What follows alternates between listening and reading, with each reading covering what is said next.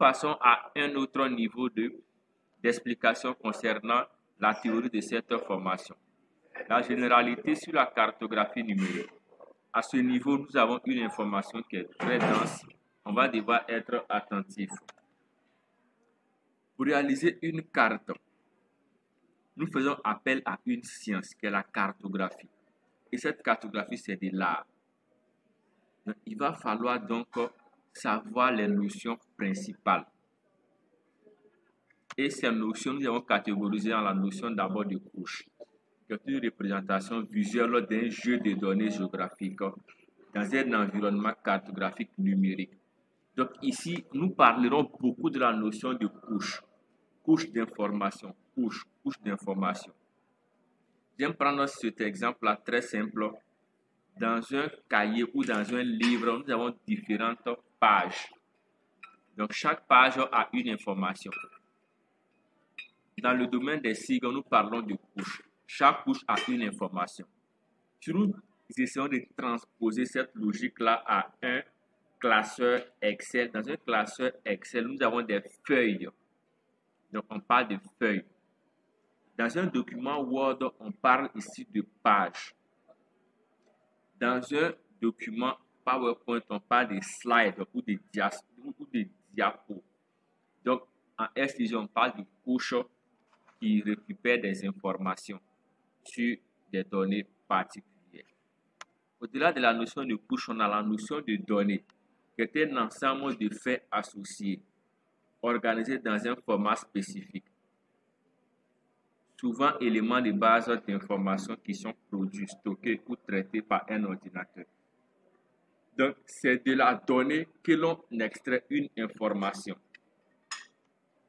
Aussi, on parle de base de données, un ou plusieurs jeux de données structurés de façon à ce qu'on puisse gérer et stocker des entités généralement associées à un logiciel pour mettre à jour et interroger des données. Donc, les bases de données, nous avons parlé de la géodatabase. Donc, on récupère des informations, des données, on les traite et on réalise une géodatabase, une base de données en référence spatiale qui va nous permettre de faire des requêtes pour obtenir des informations. Aussi, nous avons la notion de tableau d'attributs, qui est un tableau structuré en des lignes et des colonnes, dans lesquelles les lignes sont appelées enregistrements et les colonnes sont appelées des champs. Donc, on parle de tableaux d'attributs. Dans la notion de base de données classique, on parle de tables. Nous parlons ici en STG beaucoup plus de tables d'attributs ou de tables attributaires. Aussi, la notion des coordonnées. Donc, c'est un ensemble de valeurs représentées par les lettres X et Y. Et le cas échéant, le Z.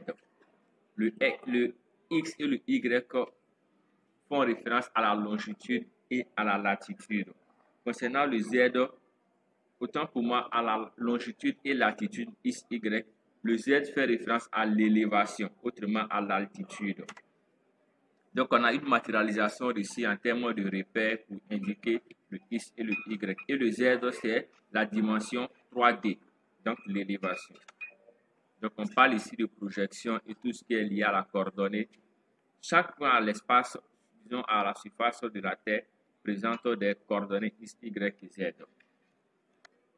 Ici, nous parlons de la notion de datum, qui est une spécification de référence d'un système de mesure. En général, un système de position de coordonnées sur une surface. Donc, si vous êtes dans un espace défini, il y a un datum qui permet de définir un référentiel. C'est dans ce référentiel-là que nous arrivons à nous orienter plus facilement parce que le datum, il est connu d'office. On a aussi la notion de cartes thématiques. Donc, nous avons des cartes que l'on conçoit à partir d'un thème défini. Une carte de volume de population, une carte de flux migratoire, une carte d'érodibilité et toutes ces notions-là sont des cartes thématiques. Aussi, la carte topographique est une carte de base, qui est la représentation des positions verticales et horizontales des entités et qui illustre le relief de façon mesurable. Par exemple, avec des isolignes, des teintes isométriques, hypsométriques et des ombrages du relief. Donc, nous sommes dans les notions de cartographie, ici liées à la topographie de l'espace défini. Aussi, la notion de projection. Donc, deux grandes projections qui sont utilisées, la projection cartographique et la projection géographique. Donc, nous utiliserons ces deux notions de façon pratique avec les SCG. Donc, il faut retenir que les coordonnées, autrement les projections géographiques, utilisent les informations liées aux coordonnées degrés, minutes, secondes. Contrairement aux projections ou coordonnées géographiques, coordonnées projetées ou cartographiques, on parle des dimensions métriques. Donc, il est possible de passer d'une coordonnée géographique à une coordonnée cartographique, vice-versa. C'est possible à partir d'une transformation. Donc, voici ici de façon globale cette première partie liée à l'introduction au SIG. Ce n'est qu'une infime information liée à cette notion de SIG.